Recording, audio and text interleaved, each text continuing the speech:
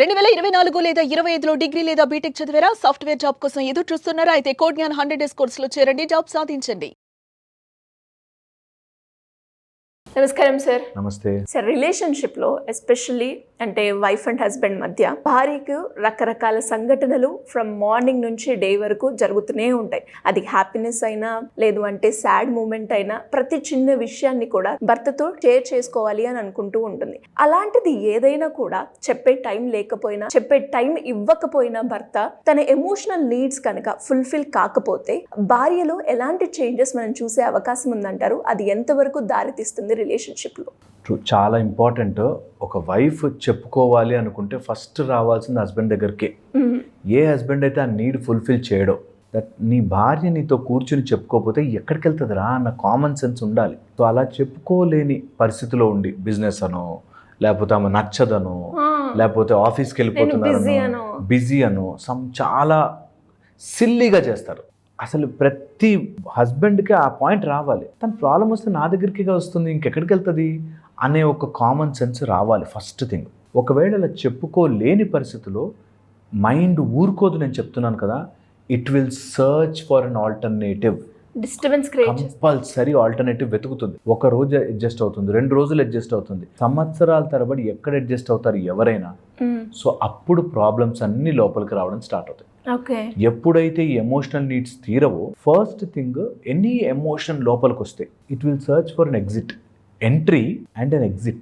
ఆ ఎగ్జిట్ ఒక్కొక్కసారి సందర్భంలో మనకి జనరల్గా ఆస్ట్రాలజికల్ చార్ట్ వేస్తున్నా కూడా మేము చూసేది చంద్రుడు కేతువు ఆ టైప్లో ఏదైనా కాంబినేషన్ ఉంటే టూ మచ్ ఆఫ్ థింకింగ్ అయిపోయి నాకు ఎందుకు టైం ఇవ్వట్లేదు, ఇంకేదైనా ఉందా, అక్కడ ఇంకేదైనా ప్రయారిటీ అయిందా, నేను ప్రయారిటీ కాలేకపోతున్నానేంటి, నా గురించి అర్థం చేసుకోలేదేంటి అనే దాంట్లోకి వెళ్ళిపోయి they will search for and ఎవరైనా అలాంటి ఎమోషనల్ నీడ్ తీర్చేవాళ్ళు. కొంతమంది చాలా ఆడ్గా ఫ్రెండ్స్ అని చెప్పి, లేకపోతే పార్టీలు అని చెప్పి, లేకపోతే ఎవరైనా తెలిసిన వాళ్ళని చెప్పి డైవర్ట్ అవుతారు. వన్.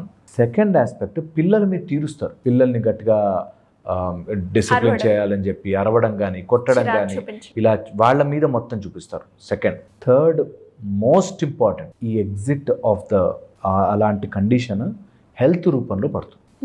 ఓకే, హెల్త్ రూపంలో సమ్వేర్ ఈ ఎనర్జీ స్టోర్ అయ్యి దట్ నేను చెప్పుకోవడానికి లేదే.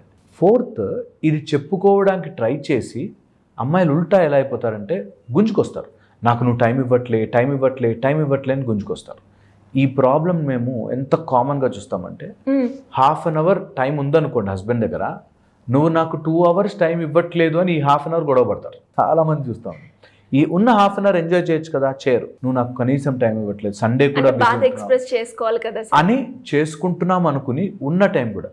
ఇప్పుడు ఎవరైనా సరే అలా గుంజుకొచ్చే రిలేషన్ ఉంటుందా? ఉండదు. సో అందుకని ఎవరిని టైం ఇవ్వట్లేదు అనగానే మనం ఆలోచించుకోవాల్సింది, నీకు టైం ఇవ్వనంతగా ఇంపార్టెన్స్ అయిపోయారంటే నువ్వు ఎంత ఇంపార్టెంట్ అవ్వాలి. Easy method. గొడవ పడి దాన్ని ఏదో ఫైట్ చేసుకుని తెచ్చుకోవడం ఈజ్ అదర్ ఫార్మాట్. మనం నేర్పించట్లేదు ఎలా ఇంపార్టెంట్ అవ్వాలి సార్. అది చాలా ఇంపార్టెంట్. ఎలా ఇంపార్టెంట్ అవ్వాలి అంటే, when ever a person feels comfortable and వచ్చినప్పుడు ఆ పీస్ ఉంటుంది చూసారా, మనిషి పీస్ వెనకాల పరిగెడతాడు. ఇన్ని కోట్లు సంపాదించి, ఆస్తి సంపాదించి, ఇల్లు కట్టుకుని ఎందుకు? ప్రశాంతంగా కూర్చోవచ్చని కదా. వర్స్ట్ పార్ట్ ఇస్ అలా కూర్చోలేడు మనిషి. ఒకసారి ఆ చక్రంలో పడ్డాక ట్రెడ్మిల్ మీద ఎక్కినట్టుగా అది తిరుగుతూనే ఉంటుంది, స్టాప్ బటన్ ఉండదు. సో అందుకని ఆ పీస్ ఇవ్వగలగడం, నా దగ్గరకు వస్తే నీకు బాగుంటుంది అనే ఫీలింగ్ వస్తే వాడు ఎగిరెగిరి వస్తాడు. ప్రశాంతత, పీస్ ఆఫ్ మైండ్ ఇవ్వగలగాలి. One. Second, maybe universal backward law అంటారు దీన్ని. మనం ఎంత ట్రై చేయకుండా ఉంటామో అంత దగ్గరకు వస్తుంది. నిజము కూడా ఇది. అందుకని ఆయన టైం ఇవ్వలేదు కంటే నీ ఎమోషనల్ నీడ్ బయట వెతకకూడదు. ఎమోషన్ నేను I will find my time, I will find my emotional dependency ఎందుకు అవుతోంది, నేను దాన్ని సెపరేట్ చేస్తాను అనేది నేర్చుకోగలిగితే, ఎవరి మీద నీ ఎమోషన్ ఆధారపడినప్పుడు నువ్వు బ్యాడ్గా మారన్నప్పుడు ఆటోమేటిక్గా things will fall in to flow. ఎలా సార్ అంటే ఆధారపడకుండా ఉండాలి అంటే ఫస్ట్ ఆ ఎమోషన్ ఎలా క్రియేట్ అవుతుందో చూడాలి. ఇప్పుడు వాటర్ ఫ్లో అవుతున్నాయి, ఎక్కడి నుంచో రావట్లేదు నీళ్లు, ట్యాంక్లో ఉన్న ఎక్కడి నుంచో రావట్లేదు నీళ్ళు, ఎక్కడో బ్లాక్ అయ్యింది. ఆ బ్లాక్ని గమనించి క్లియర్ చేసుకుంటే వాటర్ ఫ్రీగా ఫ్లో అవుతుంది. వాటర్ అంటే మన లైఫ్లో ఉండే యూనివర్సల్ ఎనర్జీ. ఆ ఎనర్జీ మన దగ్గరికి రావాలి అంటే ఆ బ్లాక్ ఎక్కడో చూడాలి. ఆ బ్లాక్ ఎక్కడ తెలుసా? నాతో సమయం స్పెండ్ చేయట్లేదు, ఆర్ నాకు కష్టం ఉంది నేను చెప్పుకోవడానికి లేదు. ఓకే, సో పాయింట్ ఎక్కడొచ్చింది? నీ కష్టం చెప్తే వినడానికి కూర్చోవాలి. ఇప్పుడు సోదిరా బాబు పొద్దున్నే ఫీలింగ్ లో ఉంటారు సార్. ట్రూ, ఇది ఎంతసేపు ఇదే రామాయణం, మళ్ళీ అందులో ఏముండదు మనకి పనికొచ్చేది అన్నట్టుకుంటారు వాళ్ళు. నేనేమో డబ్బు సంపాదించాలి, ఇల్లు బాగుండాలి, ఇటు తిరుగుతున్నాను, ఈ సేపు మా అమ్మ ఎట్లా అంటుంది, మా నాన్న ఎట్లా అంటారు, లేకపోతే ఈరోజు పొద్దు నుంచి ఇలా అన్నారు, ఇందులోనే ఉన్నారే. Because these two are differently operating. మనుషులు, మగవాళ్ళు ఒకలాగా, ఆడవాళ్ళు ఒకలాగా ఆపరేట్ చేస్తున్నారు. సో అందుకని ఆ రెండిటికి మిస్ మ్యాచ్ అయినప్పుడే ప్రాబ్లం. సో ఏం చేయొచ్చు? Easy method. ఓకే, అది ఆ ప్యాటర్న్ ఆఫ్ బ్రెయిన్. నేను ఆయనలాగా మారినప్పుడు ఆయన నాలా మారలేడు కదా అనే ఫస్ట్ అండర్స్టాండింగ్ రావాలి. Point to be noted. Point very important. నువ్వు ఇప్పుడు అలా ఆలోచించకు మానే అంటే మనం వెంటనే అవునా అని మారలేము. కానీ ఆయన మాత్రం నాతో టైం ఇచ్చేయి అనగానే ఇచ్చేయాలి అనే ఏదో బ్లాక్ ఉంటుంది. ఆ బ్లాక్ని తీయడం వల్ల ఏంటి లాభం? నేనే తీసుకోవాలి, ఎప్పుడు నేనే కాంప్రమైజ్ అవ్వాలా అనే ఐడియాతో ఎప్పుడు కాంప్రమైజ్ అవ్వద్దు. ఫ్రీ ఫ్లో అవ్వాలి, లెట్ ఇట్ ఫ్లో. ఎందుకంటే ఎవరిని గుంజుకొచ్చి ప్రేమలోకి తీసుకురాలేం, ఎవరిని గుంజుకొచ్చి మనం అక్కడ కూర్చోబెట్టలేం. సో నీ దగ్గరికి ఎగురుకుంటూ రావాలి అంటే నువ్వు ఎలా ఉండాలి? ఫిజికల్గా, మెంటల్గా, ఎమోషనల్గా ఎంత బ్యూటిఫుల్లీ ఎనర్జీ ఫ్లో అవ్వాలంటే, అని మనుషులంతా అయస్కాంతం. Your heart is a magnet, అలా గుంజుకొస్తుంది పబ్లిక్ని. అనాహత చక్రం అనేది ప్రేమ, ఇట్లా వెదజల్లాలి ప్రేమని. యూ షుడ్ జస్ట్ అట్లా బయటకు వదులుతూ ఉంటే ఆటోమేటిక్గా వస్తారు. You will not believe. నేను ప్రేమిస్తూనే ఉన్నాను అన్నాడంటే నువ్వు ప్రేమ కాదు. నేను అన్నీ అడ్జస్ట్ అవుతున్నానండి అన్నారంటే అడ్జస్ట్ కాలేదు. నువ్వు ఇంకా ఎక్కడో నీ కోసం నేను చేస్తున్నాను చూసావని ఎంత గ్రేటో అన్నట్టు. అందులోంచి బయటపడాలి. ఇది నేను చెప్పేది రియల్ ప్రాక్టికల్లో చాలా కష్టం కావచ్చు, ఐ అండర్స్టాండ్. కానీ ఇంకొక ఆప్షన్ లేకుండా ట్రై చేయండి. నేను హ్యాపీగా ఉంటాను బాస్. ఆయన ఉన్నా లేకపోయినా తెలిసినా నా తల్లిదండ్రులనే వదులుకుని ఇక్కడ దాకా వచ్చిందాన్ని. ఓకే, నేను హ్యాపీగా ఉండడం ఈజ్ మై జాబ్. అందులో ప్రతి ఉమెన్ నాకు తెలుసు దట్ ఇల్లు వదులుకుని ఎంతమందిని రోడ్డు మీద ఎంత వేస్ట్ గాళ్ళని చూసి వాళ్ళ చూపులు చూసి ఇంత దుర్మార్గమైన ప్రపంచం అట్లా బ్రతుకుతూ వస్తున్నారు. సో వాళ్ళకు వదలడం చాలా ఈజీ. కానీ ఎక్కడో అలా పట్టుకుంటారు ఎమోషన్. అలా పట్టుకున్నప్పుడే ప్రాబ్లం స్టార్ట్ అవుతుంది. నేనంటే ఆ ఒక్కటి వదిలిపెట్టండి. ఎలా సార్, ఎలా ప్రాక్టీస్ చేయాలి?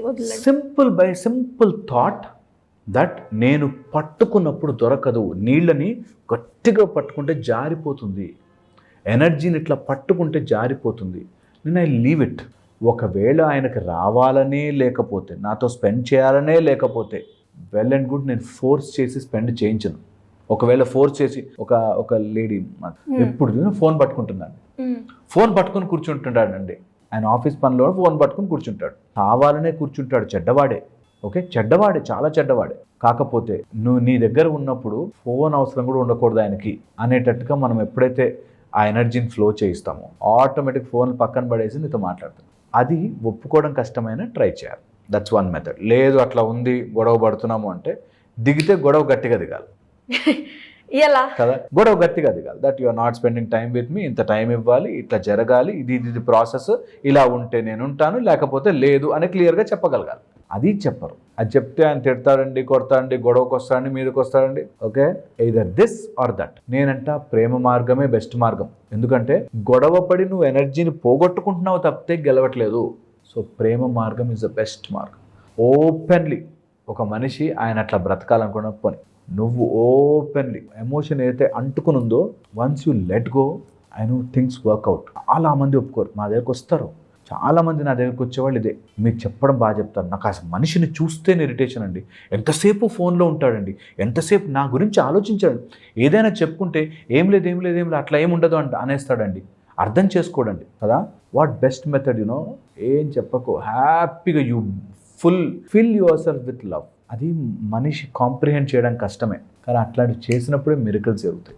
True sir. ఇప్పుడు దాకా ఇన్ని వీడియోలు చేశాను, కానీ ఈ వీడియో చేస్తున్నప్పుడు చాలా హ్యాపీ అనిపించింది, చాలా నేర్చుకున్నాను అనిపించింది. దాంతోపాటు ఎవరైతే ఒక వైఫ్ అయినా ఒక హస్బెండ్ అయినా చూస్తున్నప్పుడు ఈ వీడియోని 1-2 సార్లు కనుక నేను ఫోకస్డ్గా చూస్తే కనుక ఆ రిలేషన్షిప్ ఎందుకు బ్రేక్ డౌన్ అవుతుంది, నేను ఎక్కడ ఎమోషన్లో ఆగాను, ఎక్కడ నేను ఆయన మీద డిపెండ్ అయ్యాను, దాన్ని ఎలా కట్ చేసుకోవాలి, మీరు అన్నట్టుగానే ప్రతి ఒక్క పాయింట్ సార్ ఈ వీడియోలో చాలా సెన్సిబుల్. ఒక్కసారి కనుక వాళ్ళు ఆలోచించి చూస్తే అంటే మనం పట్టుకుంటాం, మీరు అన్నట్టుగానే వాటర్ని పట్టుకుంటామా, లేదు. అలా ఒక రిలేషన్షిప్లో ఒక వ్యక్తిని పట్టుకోవడానికి నా వాడు కదా, నాకు ఆ రైట్ ఉందని పట్టుకోవడం చేస్తూ ఉంటారు. కానీ అది అక్కడ డిస్టర్బెన్స్, గొడవలు ఇవే జరుగుతూ ఉంటాయి. కానీ మీరు అన్నట్టుగానే పేరెంట్స్ని వదిలిపెట్టి ఇక్కడ దాకా వచ్చి ఒక ఇంటికి వెళ్ళినాక అక్కడే వదులుకున్నాం, మనం ఇక్కడ వదులుకోలేమా, మన అంటే మన స్టాండ్ తీసుకోలేమా, ఇలా ప్రతి ఒక్క మాట కూడా చాలా ట్రూ సార్.